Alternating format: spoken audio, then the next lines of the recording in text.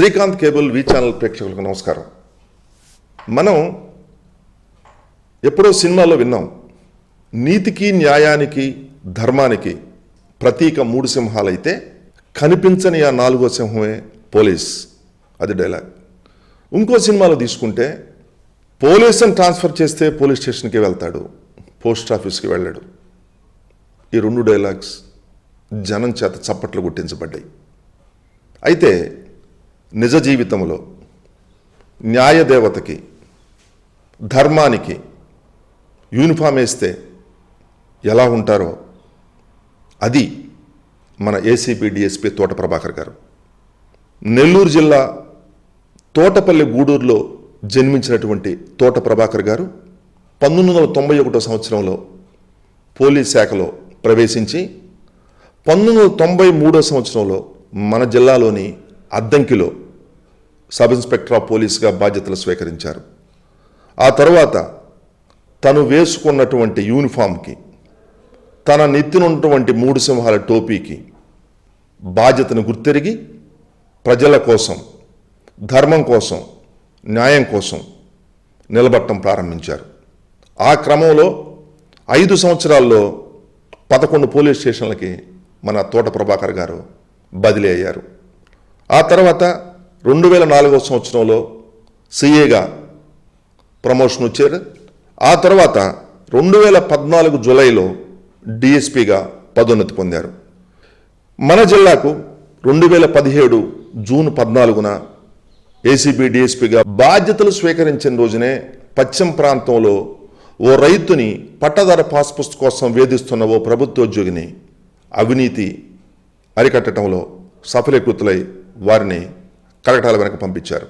ఒక్కసారి వారి వృత్తి నేపథ్యాన్ని మనం పరిశీలిస్తే 27 సంవత్సరాల వృత్తి జీవితం, 130 అవార్డ్స్, 30కి పైగా మెరిటోరియస్ సర్వీస్ ఎంట్రీస్, సుమారు 30కి పైగా గుడ్ సర్వీస్ ఎంట్రీస్, సుమారు 100కి పైగా క్యాష్ రివార్డులు, 25కు పైగా కలెక్టర్ల చేత అభినందన పత్రాలు, 2005లో పోలీస్ సర్వీస్ మెడల్, 2011లో బెస్ట్ సర్వీస్ మెడల్, 2012లో ఇండియన్ పోలీస్ మెడల్. ఇవి కాక ప్రజల నుంచి, నిజాయితీ పరుల నుంచి, ప్రజాస్వామ్యవాదుల నుంచి ఒక ధర్మాత్ముడు, అరుదైన వ్యక్తి, ప్రభుత్వ ఉద్యోగులందరూ ఇలా ఉంటే భారతదేశం సస్యశ్యామలుగా వెలుగొందుతుందని ప్రజల చేత ప్రశంసలు పొందినటువంటి ఏసీబీ డిఎస్పీ తోట ప్రభాకర్ గారు మన జిల్లాలో కొద్ది కాలం మాత్రమే పనిచేసి బదిలీపై తిరుపతి టీటీడీ విజిలెన్స్ డిఎస్పీగా వెళ్ళబోతున్నారు. ఈ క్రమంలో ఈ జిల్లాలో వారి అనుభవాలు, వారు వృత్తి జీవితంలో వారి అనుభూతులు తెలుసుకునే ప్రయత్నం చేస్తుంది మీ శ్రీకాంత్ కేబుల్ వి ఛానల్. నమస్కారం తోట ప్రభాకర్ గారు. నమస్తే వి ఛానల్ ప్రేక్షకులందరికీ నమస్కారం. మీరు ఈ జిల్లాలో మీరు వచ్చిన రోజు కనీసం ఎవరికి సమాచారం కూడా తెలియదు. బాధ్యతలు స్వీకరించిన తొలి రోజే పశ్చిమ ప్రాంతంలో ఒక ప్రభుత్వ ఉద్యోగులు లంచం తీసుకుని కేసులో అరెస్ట్ చేశారు. అనేకమైనటువంటి అవినీతి పరుల్ని పట్టుకొని కాటాల వెనక పంపించారు. ఈ జిల్లాలో మీ అనుభూతి ఏంటి? నేను ఉద్యోగరీత్యా అడుగుపెట్టింది ప్రకాశం జిల్లాలోకి ఒక ఎస్ఐగా. ఇక్కడ ప్రజలతో నాకు మంచి సంబంధాలు, వాళ్ళ ఆశీర్వాదాల వల్లనే నేను ఒక మంచి పేరు తెచ్చుకొని ఇక్కడ వాళ్ళకి సేవలు అందించగలిగాను. నాకు ట్రాన్స్ఫర్లు అనేది దానికోసం నేను ఎప్పుడు ఊహించలేదు, దాన్ని బాధపడలేదు.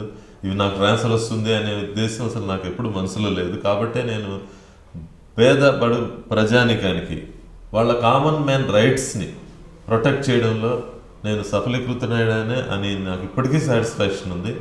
తర్వాత ఇక్కడ ఉన్న ప్రజలకి, సమాజంలో ఉన్నటువంటి, ఇప్పుడు డాక్టర్ ఎలాగో వైద్యం చేస్తాడో అనారోగ్యంతో ఉన్న ఒక వ్యక్తికి, ఈ సమాజానికి పట్టినటువంటి ఈ చీడపీడలు, ఇవి రౌడీజం కానీ, యాంటీ సోషల్ ఎలిమెంట్స్ని కానీ, యాక్టివిటీస్ కానీ, వీటి మీద ముందు దృష్టి పెట్టేవాళ్ళం మేము.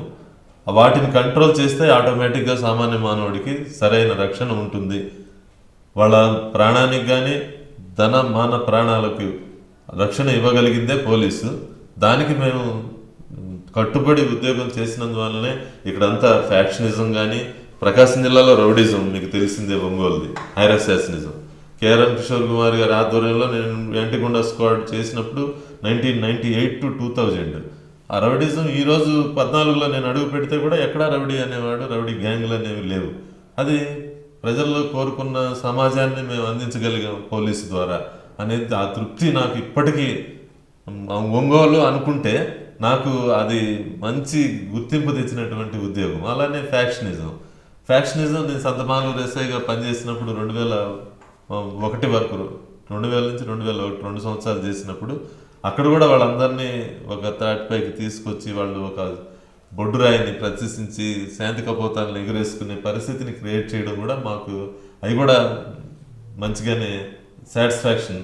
అలానే మేము చీరాల బోర్డర్ ఇపురపాలెం పోలీస్ స్టేషన్లో పనిచేసేటప్పుడు అక్కడ ఉన్నటువంటి అప్పుడు దోపిడీదారులు దాన్ని కంట్రోల్ చేయడంలో కూడా సఫలీకృతమయ్యాం. అంటే మాకు ఉన్న ఉద్యోగాలు ప్రజలకు ఎలా మేము రక్షణ కనిపించాలి, వాళ్ళు ప్రశాంతంగా జీవనం గడపాలంటే ఇటువంటి రౌడిజం కానివ్వండి, ఫ్యాక్షనిజం కానివ్వండి, దొంగతనాలు కానివ్వండి, వాటినాట్ వాళ్ళకి ఏ ప్రాబ్లం ఉంటే ఆ ప్రాబ్లంకి అటెండ్ అవ్వడమే మా డ్యూటీగా మేము భావించి మేము ప్రకాశం జిల్లా ప్రజల మన్నలను పొందిన దాంట్లో నేను గర్వించదగిన వ్యక్తిగా నాకు నేనుగా సెల్ఫ్ సాటిస్ఫాక్షన్, ఎస్టీమ్ ఎండ్కి ఎంజాయ్ చేశాను ఇక్కడ.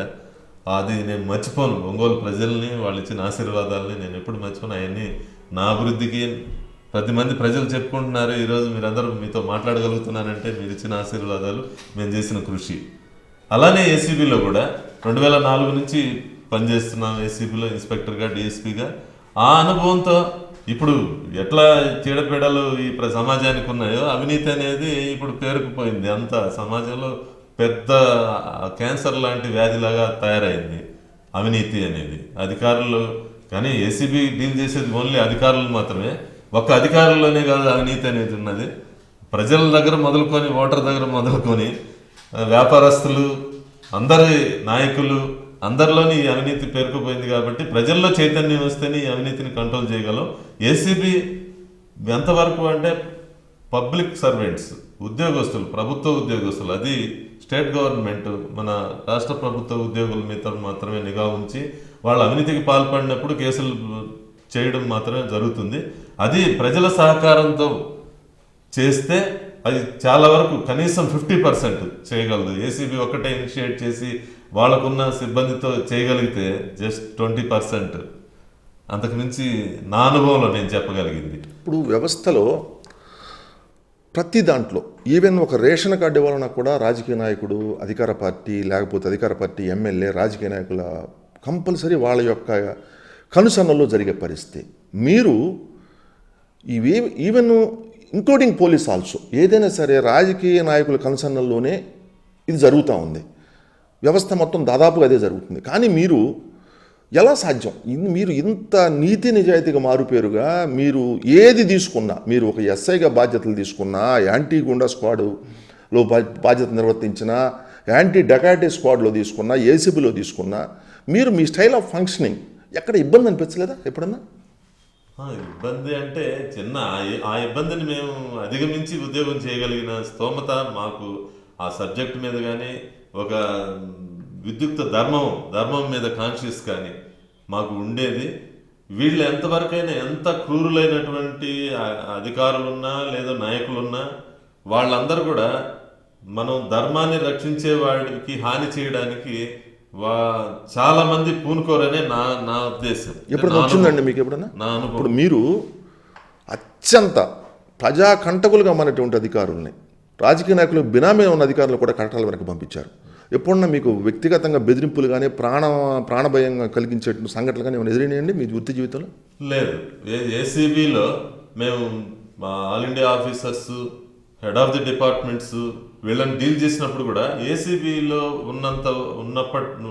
ఏసీబీలో ఎప్పుడు కూడా పొలిటికల్ ఇంటర్ఫీరెన్స్ అనేది నేనైతే 14 సంవత్సరాలు ఎప్పుడూ ఫేస్ చేయలేదు. ఎందుకంటే ఆ అవకాశమే లేదు అక్కడ ఏసీబీలో. ప్రత్యేకించి ఏసీబీని ప్రజా నాయకులు ఇన్ఫ్లుయెన్స్ చేస్తున్నారు అనేది అవాస్తవం. నేను 14 సంవత్సరాలుగా దగ్గర 14 సంవత్సరాలుగా ఏసీబీలో వర్క్ చేస్తున్నాను. నేను ఇక్కడ ఇన్ని సంవత్సరాలు ఉండడానికి కారణం కూడా వాళ్ళ ఇంటర్ఫీరెన్స్ లేదు కాబట్టి. నా అధికారులు వాళ్ళు ఇచ్చిన ఉత్తర్వులు చట్టాన్ని ఇంప్లిమెంట్ చేయడం వరకే మేము చేసేది ఏసీబీ. ఇప్పుడు పట్టుకుంటున్నారండి, బాగానే ఉంది. ఈరోజు కూడా ఒక సర్వేర్ని పట్టుకుంటే కృష్ణా జిల్లాలో 20 కోట్ల ప్రాపర్టీ దొరికింది.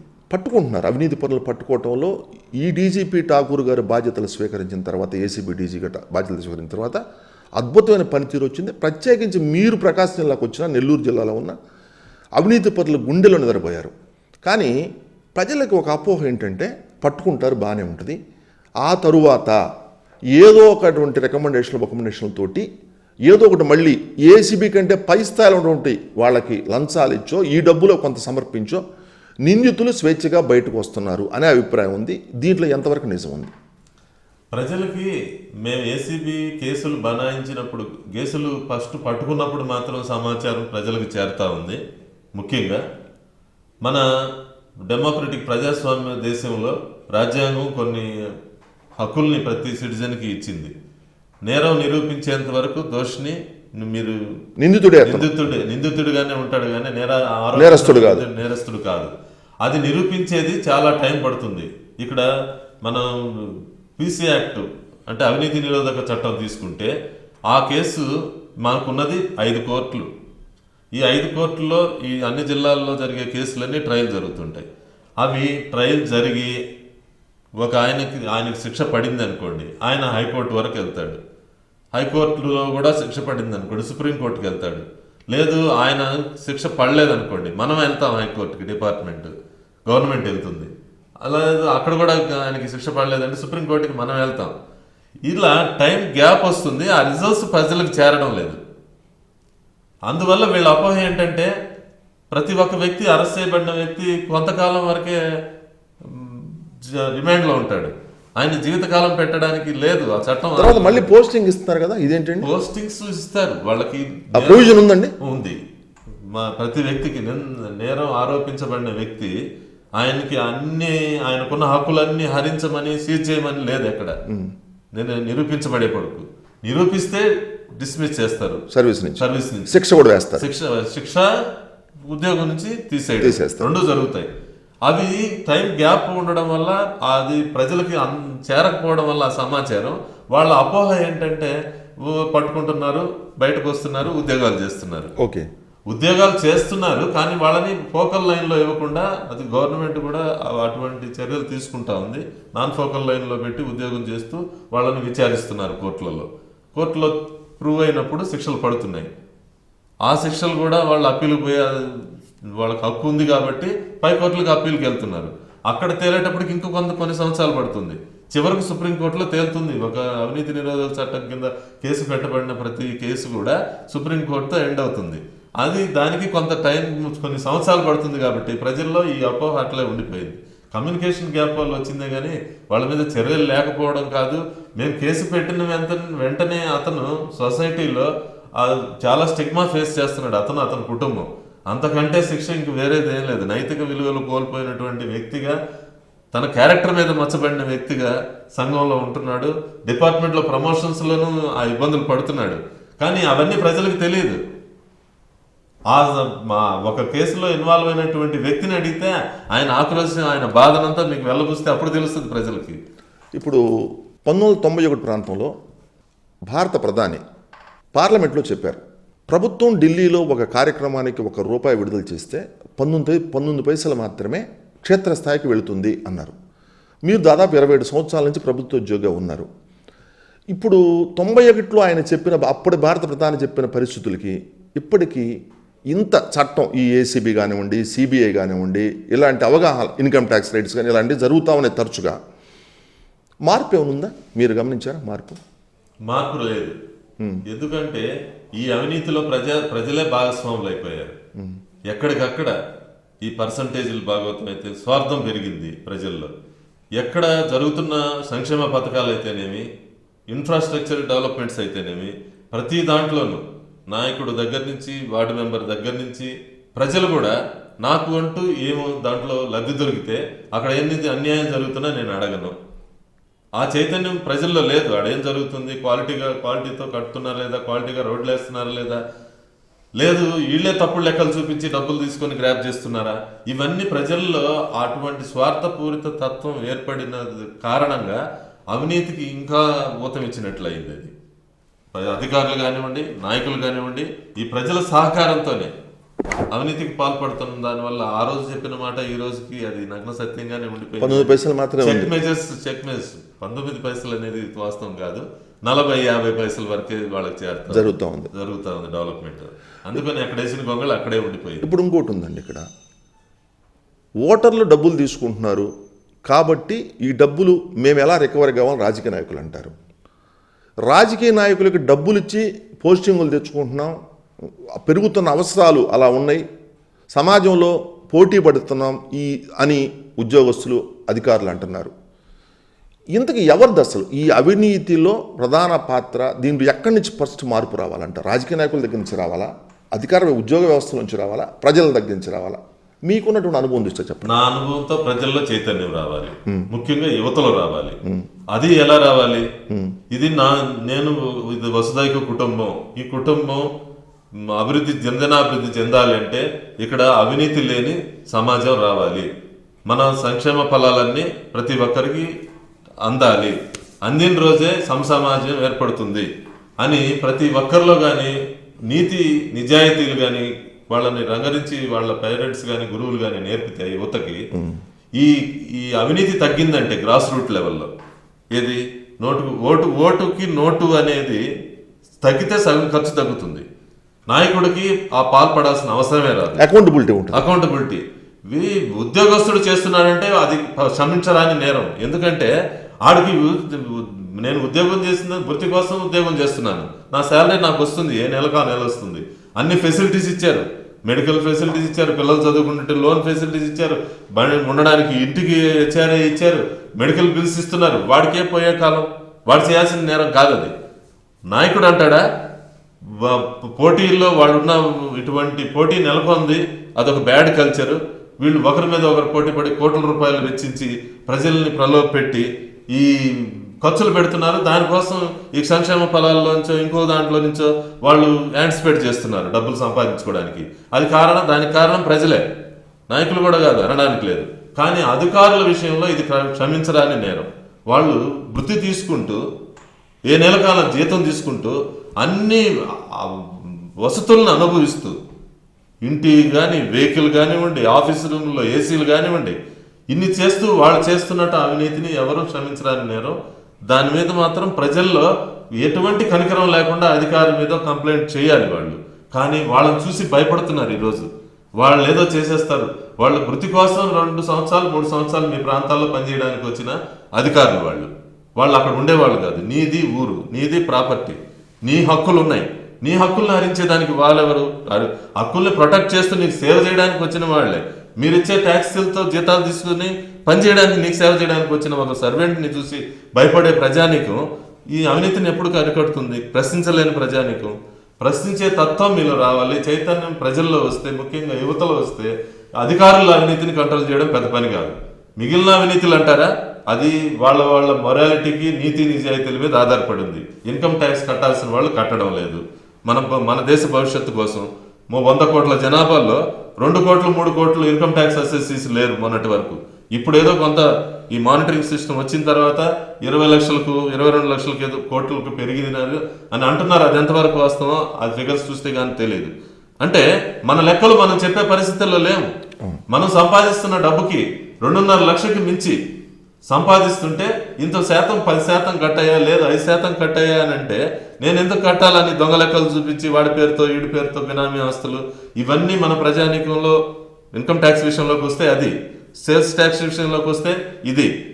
ఆ వ్యాపారస్తులు అలా చేస్తున్నారు, ప్రజలు ఇలా చేస్తున్నారు. అవినీతి మన అభివృద్ధి పదాలు కావాలి అని అంటే ఇవన్నీ అరికట్టగలిగి మనలో మనకి స్వచ్ఛత వచ్చిన రోజు, నీతి నిజాయితీగా ప్రజలు కానివ్వండి, వ్యాపారస్తులు కానివ్వండి, నాయకులు కానీ నీతి నిజాయితీని అడాప్ట్ చేసుకున్న రోజు, అది ఫాలో అయిన రోజు అధికారులు తప్పకుండా అది కంట్రోల్ చేయడం పెద్ద పనేం కాదు. అక్రమ విద్యుత్ చౌర్యం కేసులో ఒక స్క్వాడు ఓ గృహాన్ని తనిఖీ చేసింది. ఒక బిల్డింగ్ తనిఖీ చేశారు. ఆయన విద్యుత్ చౌర్యం 2 కనెక్షన్లు అధికారికంగా ఉన్నాయి, ఒకటి అనధికారికంగా ఉంది. దానికి ₹1,00,000 ఫైన్ అని చెప్పి ఆ సదరు అధికారి చెప్పడం జరిగింది. వెంటనే ఈ ఇంటికి సంబంధించిన యజమాని, ఆ ఇంట్లో అద్దెకున్న అతను యజమాని కబురు చేశాడు. ఆ యజమాని వచ్చి 45,000 ఇచ్చి ఆ కేసు మాఫీ చేసుకోవాలని చెప్పి స్వయంగా ఆ అద్దెకుంటున్నటువంటి వ్యక్తి మాకు చెప్పడం జరిగింది.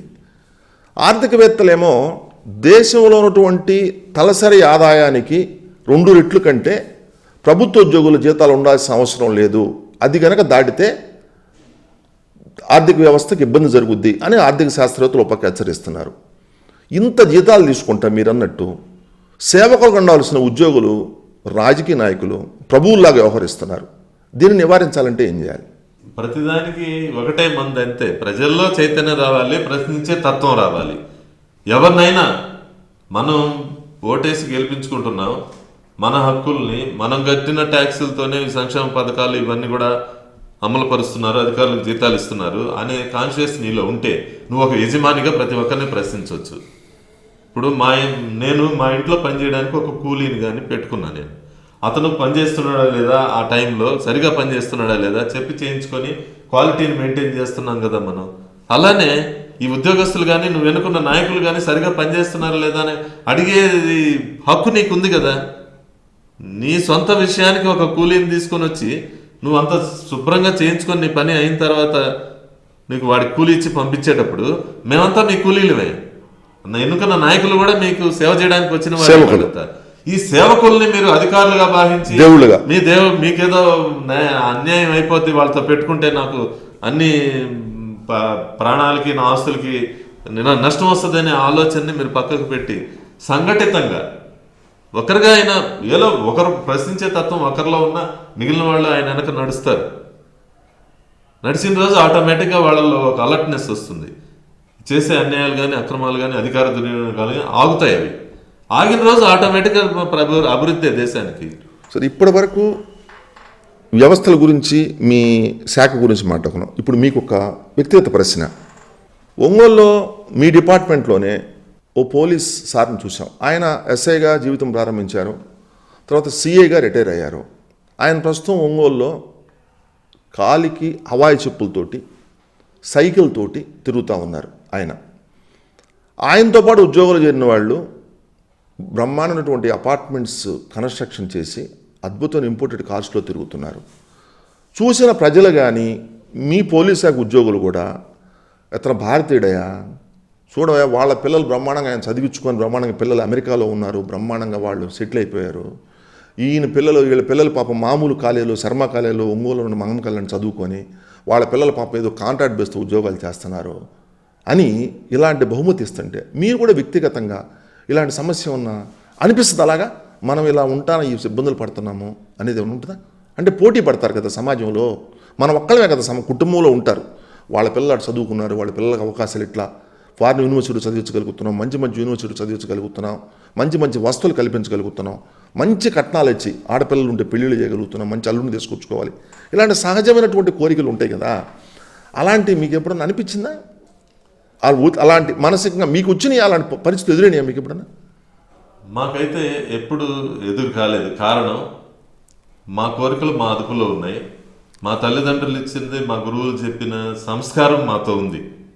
అన్యాయమో అవినీతితో చేసి అక్రమార్జంతో అనుభవించాలి, నేను పెద్ద కోటీశ్వరుని కావాలి, 10 కార్లలో తిరగాలి, ఫ్లైట్లో జర్నీ చేయాలి, 100 ఎకరాలు వెనకేసుకోవాలి, ఆ డబ్బుతో నా పిల్లల్ని చదివించాలి అనే తత్వం అది ఎవరెవరి ఒక్కొక్క మనస్తత్వాన్ని బట్టి, ఆయన పెంపకాన్ని బట్టి, అక్కడ ఆయన తల్లిదండ్రులు ఇచ్చిన సజెషన్స్ని బట్టి వాళ్ళ పోయే మార్గంలో పోయేవాళ్ళు కొంతమంది అలా ఉన్నారు. నాకు దేవుడు ఉద్యోగం ఇచ్చాడు. ఆ ఉద్యోగం కూడా ఎస్పెషల్లీ పోలీసు ఉద్యోగం, మన సమాజానికి రక్షణ ఇచ్చే ఉద్యోగం, ఎవరో బాధల్లో ఉన్న వారికి ఆదుకునే ఉద్యోగం. నా శక్తి కొద్దీ అయితే నేనేమీ ఒక్కటిగా ఇండివిజువల్గా ఏం చేయలేను. కానీ నా ఉద్యోగ రీత్యా నేను ఎంతమందికో ఆధారంగా నిలబడగలను, ఏడ్చే వాళ్ళని ఆదరించి వాళ్ళ బాధలు తీర్చగలను నా వృత్తిరీత్యా. ఇటువంటి ఉద్యోగం దొరికినందుకు దేవుడికి థ్యాంక్స్ చెప్తూ సర్వీస్ చేసే తత్వం మనలో ఉంటే, ఈ వాడెవడో సంపాదించుకున్నాడు, వీడేదో చేశాడు, వాళ్ళు ధనార్జనే ధ్యేయంగా ఉన్న వాళ్ళ పరిస్థితి కొంతమందిది అది. కానీ వాళ్ళు చట్టానికి ఎప్పుడు అతీతులేం కాదు. వాళ్ళు తర్వాత సబ్సిక్వెంట్గా సఫర్ అవుతూనే ఉంటారు. వాళ్ళు చేసే మనది మార్గం సరైనది కానప్పుడు ఎక్కడో ఒక ధర శిక్షించబడతాడు. దేవుడని శిక్షిస్తాడు. అల్టిమేట్ జస్టిస్, న్యాచురల్ జస్టిస్ అది. ఆయన మనకు కనిపించవచ్చు, పెద్ద బిల్డింగ్లు, పెద్ద కార్లు, పిల్లలు అంతా అమెరికాలు ఫ్లైట్లో తిరిగేవాళ్ళు. కానీ నా అనుభవంలో 14 సంవత్సరాల అనుభవంలో ఏసీబీలో మేము ఎటువంటి ఇళ్లలో అడుగు పెడతాం, కోటీశ్వర్ల ఇళ్లలోనే అడుగు పెడతాం. కోట్లకు మించి ఆస్తులు, ఆదాయానికి మించి ఆస్తులు ఉన్నవాళ్ళు. ఏ ఇంట్లోనూ సవ్యమైన చరిత్ర, సవ్యమైన జీవితం, సవ్యంగా నిద్రపోయిన మనిషి లేడు. ఆ కుటుంబం లోపలికి వెళితే ఆ మేలుపండు అంటాం కదా, మేడిపండు, అది ఇచ్చితే పురుగులు కనిపిస్తాయి. అటువంటి జీవితాలు వాళ్ళవి. అంటే వాళ్ళు సంపాదించిన సంపాదన అక్రమ సంపాదన, దాంతో అనుభవించిన దానివల్ల వచ్చే జబ్బులు, మానసిక శాంతి లేనివి, దాన్ని కాపాడుకోవడానికి ఇంకా 4 తప్పులు. ప్రజలకి కనిపించేది బాహ్య ప్రపంచానికి అతను బాగా సుందరంగా కార్లు, భవనాలు, ఆయన డ్రెస్సు ఉండొచ్చు, హవాయి గివాయి అనొచ్చు. కానీ ఆడకు పోతే లోపలికి వెళితే గానీ, కుటుంబ చరిత్రలోకి వెళితే గానీ అది కుళ్ళిపోయిన చరిత్ర. ఇటువంటి చరిత్ర నాకు కావాలన్నా, బతకడానికి ఏం కావాలి మనిషికి? కూడు, గుడ్డ, బట్ట, అది దేవుడు ఇచ్చాడు. వీళ్ళని సహాయం చేస్తే నీ అధికార దుర్వినియోగానికి పాల్పడకుండా సహాయం చేస్తే 10 మంది ఆశీర్వదిస్తే నీ బిడ్డల అభివృద్ధిలోకి వస్తారు. ఎవరు చేసుకున్న కృషి, వాడు మంచిగా చేసుకున్న కృషి, కష్టపడేవాడు ఉంటే పెరిగిపోతూ ఉంటాడు. పిచ్చి పిచ్చి వేషాలు వేసుకొని పెరిగేవాడు అది పచ్చని చెట్టు ఏం కాదు. అది ఎప్పుడైనా చచ్చిపోయే అదేంటి నికృష్టమైన జీవితాన్ని బతికే చెట్టు అది. దాని గురించి ధర్మో రక్షతి అన్నారు. దాన్ని ధర్మానికి కట్టుబడి విద్యుక్త ధర్మాన్ని నిర్వర్తించే ప్రతి ఉద్యోగి కానివ్వండి, నాయకుడు కానివ్వండి, ప్రజలు కానివ్వండి, ఎప్పుడు సుభిక్షంగానే ఉంటాడు, శాంతంగా ఉంటాడు, కంటిన్యూ నిద్రపోగలుగుతాడు, 10 మందితో గౌరవించబడుగుతాడు, మార్గదర్శకుడిగా ఉండగలుగుతాడు. పోలీస్ ఉద్యోగం అంటేనే 24/7 సైన్యం, పోలీస్, ఈ ఉద్యోగాలన్నీ ఉద్యోగంలో చేరేటప్పుడే ప్రాణాల సైతం పణంగా పెట్టి చేరే ఉద్యోగం. ప్రజలు మనశ్శాంతిగా ఉండటానికి మీకు మనశ్శాంతి లోపించి కష్టపడి మీరు నిద్రకు దూరమై ప్రజలు ప్రశాంతంగా నిద్రపోయేలా చేసే ఉద్యోగం పోలీసు ఉద్యోగం. 27 సంవత్సరాల నుంచి ఈ ఉద్యోగం ఉన్నారు. అందులో అత్యంత కీలకమైన ఏసీబీలో ఉన్నారు. ఈ ఒత్తిడి నేపథ్యంలో మా పర్సనల్ లైఫ్ ఎప్పుడన్నా మిస్ అయిన ఫీలింగ్ ఉందా? మాకు ఎప్పుడు లేదు. ఎందుకంటే మేము ఉద్యోగాన్ని ప్రేమిస్తాం, ఉద్యోగాన్ని కష్టంగా భావించాం. ఆ రాత్రి మేల్కొని 10 ఇళ్లలో దొంగతనాలు జరగకుండా ఆపేనన్న తృప్తి నాకుంటే, నాకు ఉన్న 3 గంటల నిద్ర నాకు చాలు. హ్యాపీగా నా ఆరోగ్యాన్ని ఇస్తుంది, నాకు సాటిస్ఫాక్షన్ వస్తుంది. అందుకే ఇష్టపడి ఉద్యోగం చేయాలి, ప్రేమిస్తూ సేవ చేయాలి. ఆ భావన ఉన్నవాడు ఎవరికి కూడా ఇది కష్టం కాదు, రోగం రాదు. మేము అదే ఉద్దేశంతో 10 మందికి మేము ఉపయోగపడుతున్నాము. ఈ సమాజానికి నా పరిధిలో నేను కొంత న్యాయం చేయగలుగుతున్నాను. సామాన్య మానవుడికి అందాల్సిన ఫలాలు అందుతున్నాయి, సంక్షేమ ఫలాలు కానివ్వండి, అది కష్టాల్లో ఉన్నదాన్ని తీర్చగలుగుతున్నాను అనే సాటిస్ఫాక్షన్ నాలో ఉంది. కాబట్టి అది మనసుకు సంబంధించిన విషయమే. దాన్ని మనం కంట్రోల్ చేసుకొని, అదీగాక ఒత్తిడి ఉన్న ఉద్యోగాల్లో ధ్యానం చేస్తే సగం ఒత్తిడి తగ్గిపోతుంది. మాకు ఆ ధ్యానాన్ని మా గురువుల ద్వారా మనం అందరూ తల్లిదండ్రులు చెప్పింది ఒక విద్య, గురువులు నేర్పించిన జ్ఞానం ఉద్యోగానికి జీవన సాఫల్య విద్యలు నేర్పించే గురువులు కూడా ఉన్నారు. జీవితంలో కోరికల్ని అదుపులో పెట్టుకొని, మనసుని అదుపులో పెట్టుకొని నిత్యం సాధన చేసుకోరా, ఏదో కూర్చొని ప్రాణాయామం చేసుకోరా, యోగా చేసుకోరా, నీ జీవితం ధన్యం అయిపోద్ది అన్న చెప్పిన మంచి మార్గంలో పొమ్మన్న గురువులు కూడా ఉన్నారు. ఆ గురువుల సాన్నిధ్యంలో మేమంతా ఆరోగ్యంగానే ప్రశాంతంగానే బతుకుతా ఉన్నాం. అందువల్ల ప్రతి మనిషి కూడా నిత్యం ఒక సంపాదనే కాదు, సమాజం ఒక పక్క ఉంది. సమాజాన్ని పైన దృష్టి పెట్టి సేవాభావం కలిగి ఉంటే ఆటోమేటిక్గా అతనికి అన్ని కలిసే వస్తాయి. ఆరోగ్యానికి కానీ ఎంత ఒత్తిడినైనా అధిగమించగలుగుతాడు. ఇప్పుడు మన నాయకులు చూడండి, కొంతమంది ఏజ్ ఎంత ఉంటుంది, 70-80 సంవత్సరాల్లో దేశాన్ని పరిపాలిస్తున్నారు. వాళ్ళ పాలనా దక్షత అందరూ ప్రశంసిస్తున్నారు. మన ముఖ్యమంత్రులు అయితేనేమి, ప్రధానమంత్రులు అయితేనేమి. ఎందుకు అలా చేయగలుగుతున్నారు? వాళ్ళు మనం చేసేది పరిధిలో మన పరిధి ఎంత? ఒక మండలం లేదు ఒక జిల్లా నా పరిధి. నేనే అట్లా ఫీల్ అవుతున్నానంటే, కాకపోతే మనం కొన్ని ప్రిన్సిపల్స్ ఫాలో కావాలి. ఒకటి హార్డ్ వర్క్ చేయడం, ఇంకోటి సింపుల్గా బతకడం, కోరికలను అదుపులో పెట్టుకోవడం, నిత్యం ధ్యానం చేయడం. ఎవరైనా కానివ్వండి, మనసుని కొద్ది కంట్రోల్ చేసుకోవాలంటే ధ్యానం కావాలి. ఆ ధ్యానాన్ని నువ్వు అడాప్ట్ చేసుకున్నావంటే ఉదయం సాయంత్రం నువ్వు ఎలాగూ స్నానం చేస్తావో లేదు మంచినీళ్ళు తాగుతావో ఆహారం తీసుకుంటావో 3 పూట్ల దైనందిన కార్యక్రమంలో ఒక ధ్యానం అనేది నీకు అడాప్ట్ అయితే నీకు ఎంతటి ఒత్తిడినైనా అధిగమించగలడు అనే దానికి మన నాయకులే తార్కాణం. దేశాన్ని పరిపాలించే నాయకులు 70 సంవత్సరాల నాయకుడు కూడా పరిపాలించాడు. వాళ్ళంతా ఏదో ప్రశాంతంగా ఉన్నారు. ఇప్పుడు మీ తల్లిదండ్రులు చెప్పారు, మీకు మంచి మార్గం చూపించారు, మీ గురువులు మీకు మంచి మార్గం చూపించారు. వీటన్నిటికంటే తల్లిదండ్రులు గురువులు ఈ స్టేజ్ దాటి వివాహం అవుద్ది, కుటుంబ వ్యవస్థ, మనకంటూ సపరేట్ కుటుంబ వ్యవస్థ. ఇలా మీరు ఇంత సిన్సియర్గా, ఇంత నిజాయితీగా, ఇంత నీతివంతంగా, ఇంత ప్రశాంతంగా కష్టపడి వృత్తిని ప్రేమించి ప్రజలకు సేవ చేయగలుగుతున్నారంటే మీ శ్రీమతి గారు కానీ మీ పిల్లలు కానీ సపోర్ట్ ఎలా ఉంది మీకు? వాళ్ళ సపోర్ట్ తప్పకుండా వాళ్ళు ఉండబట్టే నేను సక్సెస్ అవ్వగలుగుతున్నా, 24 గంటలు ఆఫీసులో కూర్చోగలుగుతున్నా, ప్రజల్లో ఉండగలుగుతున్నా. వాళ్ళు మా బెటర్ ఆఫ్ అయినటువంటి మా శ్రీమతి తీసుకునే బాధ్యతలు పిల్లల పట్ల తీసుకుంటుంది కాబట్టి వాళ్ళు నాకు ప్రాబ్లం కాకుండా వాళ్ళ ఉద్యోగం అయితేనేమి వాళ్ళ చదువులు అయితేనేమి విజయవంతంగానే జరుగుతున్నాయి. మమ్మల్ని చూసి వాళ్ళు మా మార్గంలోనే వాళ్ళు. మీ తల్లిదండ్రులు మీకైతే మంచి మార్గం చూపించారు, మిమ్మల్ని చూసి మీ పిల్లలు కూడా. మేము ఆదర్శంగా నిలబడాలనుకున్నాం. మా వృత్తి ధర్మాన్ని మేము పరిరక్షిస్తూ 10 మందితో ప్రశంసలు పొందుతుంటే చూస్తున్నారు మా పిల్లలు కూడా. వాళ్ళు కూడా అదే మార్గంలో పోవాలనే ఉన్నారు. తృప్తిగా ఉంటుందండి, తృప్తిగా ఉంటుంది.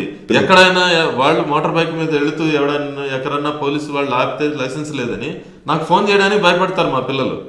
100 రూపాయలు ఫైన్ కట్టేసి వస్తారు కానీ నాకు ఫోన్ చేసి మా నాన్న డిఎస్పీనో మా నాన్న ఇన్స్పెక్టర్ అని చెప్పి ఏసీబీ ఇన్స్పెక్టర్ అని చేయరు వాళ్ళు. ఎందుకంటే చట్టానికి ఎవరైనా అతీతులేం కాదు. ఎవరి పరిధిలో వాళ్ళని పెంచగలిగితే, ఎవరికి మంచి మార్గాలు చూపిస్తే వాళ్ళు చేసుకున్న కృషి మీద ఫలితాలు అనుభవిస్తూ వాళ్ళు ప్రయోజకులు అవుతారు. మనకి హోదాలు, అధికారం, దుర్వినియోగం, ఈ దర్పం చూపిస్తే వాళ్ళు పాడుపడి పనికి మాలిన పనులు చేసి సొసైటీకి చెడ పురుగులాగా తయారవుతారు. మేము ఆ ప్రిన్సిపల్తోనే వాళ్ళందరూ, నా పిల్లలు 2 కుమారులు, వాళ్ళు కోఆపరేట్ చేయడం. వాళ్ళేమో నన్ను ఏం అడగరు. నాకు కార్లు కావాలి, నేను ఎంఎస్ చేశాను, నాకు భవంతులు కావాలి, లేకపోతే నీ దగ్గర నుంచి డబ్బు కావాలి. నా దగ్గర నుంచి పైసా ఆశించే వాళ్ళు ఎవరు లేరు. నా భార్య కూడా ఆశించదు. నేను ఉద్యోగంలో చేరిన తర్వాత తనకి పట్టుమని 10 సవాళ్ళు బంగారం కొనిచ్చినోడిని కాదు. ఆమె నన్ను అడగలేదు. నాకు ఇల్లు కావాలని కూడా ఈ రోజుకి అడగలేదు. నేను రిటైర్ కాబోతున్నా 2 సంవత్సరాలు. నాకు ఇల్లు కావాలని మా పిల్లలు కానీ ఇల్లు కానీ అడగలేదు. ఇప్పుడు నేను రియలైజ్ అయ్యి లోన్ పెట్టుకొని ఇప్పుడు ఇల్లుని ఏర్పరచుకుంటున్నా. 2 సంవత్సరాలు అయిన తర్వాత ఏడ పడి ఉండాలి కదా అని. అటువంటి భార్య బిడ్డలు ఉన్నప్పుడు నాకేంటి లోపం ఏంటి?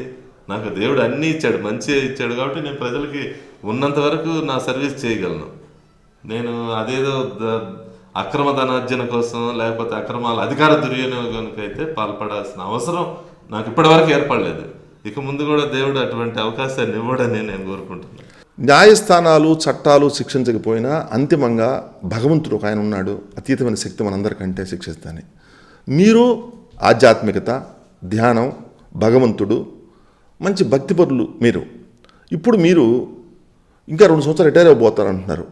అలాంటి ఈ సమయంలో మిమ్మల్ని సాక్షాత్తు కలియుగ దైవం వెంకటేశ్వర స్వామి పాదాల చెంతకి చేరటం అనేది దీన్ని ఎలా భావిస్తారండి మీరు? నా అదృష్టంగానే భావిస్తాను. ఎందుకంటే నాకు వయోవృద్ధి లేని తల్లిదండ్రులు ఉన్నారు, 80 సంవత్సరాలు నిన్ను వాళ్ళు. నాకు జన్మనిచ్చిన తల్లిదండ్రులు మాకు కులదైవం అనండి, ఇలవేలు పనండి. కలియుగ దైవం, ప్రత్యక్ష దైవం, ఆయన సన్నిధిలో సేవ చేసుకునే భాగ్యం నాకు కలిగితే వాళ్ళు ఆ సన్నిధిలోనే ఉండి ఆయన పూజించుకుని దర్శించుకునే భాగ్యాన్ని కల్పిస్తున్నానంటే నాకు ఒక రుణం, వాళ్ళ జన్మనిచ్చినందుకు వాళ్ళ రుణం తీర్చుకున్నవాడిని అవుతాను. లేదు, నాకు జన్మనిచ్చినటువంటి భగవంతుడు ఉన్నారు కాబట్టి వాళ్ళకి ఆయనకు కూడా సేవ చేసుకొని నా వంతు సేవ ఆయన సన్నిధిలో దొరికిన దానికి చాలా హ్యాపీ ఫీల్ అవుతున్నాను నేనైతే. చివరి దశలో ఉద్యోగ పర్వం చివరి దశ ఇది. దేవుని సాన్నిధ్యంలో సేవ చేసుకోవడం అనేది ఇంకా భాగ్యం, భగవంతుడు ఇచ్చిన వరం, ప్రభుత్వం ఇచ్చిన వరం, భగవంతుడు కల్పించింది. భగవంతుని ఆశీర్వాదాలు లేకుండా ఇవన్నీ ఏం జరగవనే నా నమ్మకం. అవన్నీ మేము అనుకున్నవి కాదు, ఆయన కూర్చున్నవి అవి. అంటే దీన్ని బట్టి మనకు అర్థమయ్యేది ఏంటి? ధర్మో రక్షతి రక్షిత అన్నాం కదా. ఒక ధర్మాన్ని మీరు కాపాడుతూ నిజాయితీ నీతితో బతికితే నీకు అన్ని మంచివే జరుగుతూ ఉంటాయి, మార్గం సుగమం అవుతుంటది. నీకు వచ్చే అవి కూడా ఫలాలు అవే కోరుకోకుండానే కావాల్సింది ఇస్తుంటాడు, దానికి సందేహమే లేదు. మీ వృత్తి 27 సంవత్సరాల్లో ఇప్పటికీ 14 సంవత్సరాలు ప్రకాశం జిల్లాలో పనిచేశారు. ప్రకాశం జిల్లా ప్రజలకు ఇంకేమైనా మీరు పంచుకోవాల్సిన ఏమైనా ఉంటే తెలియజేస్తారా మా ఈ ఛానల్ ద్వారా? ప్రకాశం జిల్లా ప్రజలకు ఇప్పుడు నన్ను ఆదరించి అంటే ఇంకొద్ది గంటలే ప్రకాశం జిల్లాలో మీరు ఉండబోతున్నారు. వాళ్ళు నన్ను ఆదరించి నన్ను ఇంత మంచి పేరు తెచ్చుకునేదానికి కానీ నేను మీకు సేవలు అందించేదానికి కానీ సహకరించినటువంటి ప్రజలందరినీ నేను కోరేది ఒకటే, మీ స్వార్థాన్ని కొంత పక్కన పెట్టి మన కుటుంబమే కాకుండా మన సమాజం ఉంది, రాబోయే పౌరుల భవిష్యత్తు ఉంది, భావితరాల భవిష్యత్తు ఉంది అన్నదాన్ని మీ దృష్టిలో పెట్టుకొని మీ చుట్టుపక్కల జరుగుతున్నటువంటి అవినీతినైనా అక్రమాలనైనా అధికార దుర్వినియోగాన్నైనా మీరు కళ్ళకు కట్టినట్టు చూస్తూ కూడా ప్రేక్షకుల్లాగా ఉండకుండా కొంచెం చైతన్యంతో ఎందుకు చేస్తున్నారు, ఇది ఇలా చేయకూడదు కదా, మీరు ఎందుకు మాకు ఒక నాయకుడిని అయినా కానీ ఒక అధికారిని అయినా కానీ మీరు అడగండి, మీరేం నిలదీసి కాళ్ళు పట్టుకొని కొట్టమని అనడం లేదు. అడిగే మనస్తత్వం మీలో వచ్చిందంటే నిన్ను చూసి 10 మంది తనకు జరిగే అన్యాయాన్ని కూడా అడగగలుగుతారు. మీరందరూ సంఘటితంగా పోరాడితే ఈ సమాజానికి భవిష్యత్తుని ఇవ్వడమే కాదు, భారత పౌరులకి మీరు మంచి సమాజాన్ని ఇవ్వబోతున్నారు, నీ పిల్లలకి నీ మనవాళ్ళకి అన్న దృష్టితో మీలో ఆ చైతన్యం రావాలని, ఇప్పుడు సమాజంలో నెలకొన్నటువంటి ఈ అవినీతి రహిత సమాజంగా తీర్చిదిద్దడానికి మీరు నాంది వాక్యం పలకాలని, మీరందరూ ఆ చట్టాలని మీరు ఉపయోగించుకొని అధికారులను కూడా ఉపయోగించుకొని అవినీతి రహిత సమాజాన్ని ఇవ్వాలని కోరుకుంటూ మీ అందరికీ కృతజ్ఞతలు తెలుపుతున్నా, ప్రకాశం జిల్లా ప్రజలందరికీ. తప్పకుండా ప్రభాకర్ గారు, మీరు అనుకున్న లక్ష్యాలు సాధించి బంగారు భారతదేశం సాకారం కావాలని, అవినీతి రహిత భారతదేశం సాకారం కావాలని, మీరు తిరుమలలో కూడా మీ విధులు ఆ స్వామివారి సేవలో నిర్విఘ్నంగా కొనసాగాలని మనస్ఫూర్తిగా కోరుకుంటూ ధన్యవాదాలు. శ్రీకాంత్ కేబుల్ వి ఛానల్ తరఫున నమస్కారం.